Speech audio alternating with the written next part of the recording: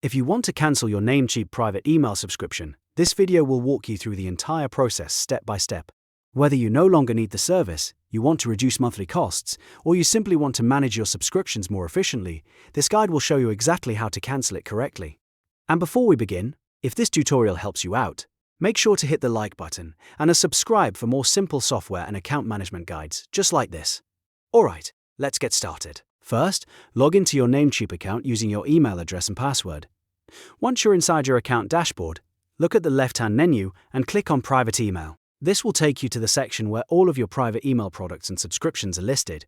Now, find the private email subscription that you want to cancel. If you have more than one subscription, make sure you select the correct one so you don't cancel the wrong service.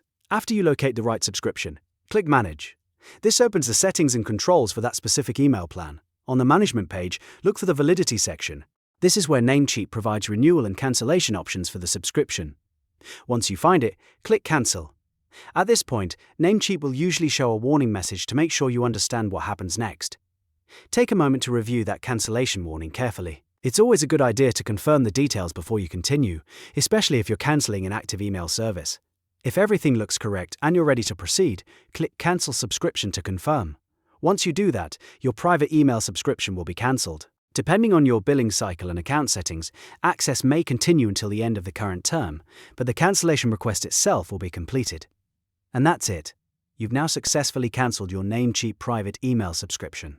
If this video helped, please give it a thumbs up, subscribe to the channel, and check out the next tutorial for more quick how-to guides.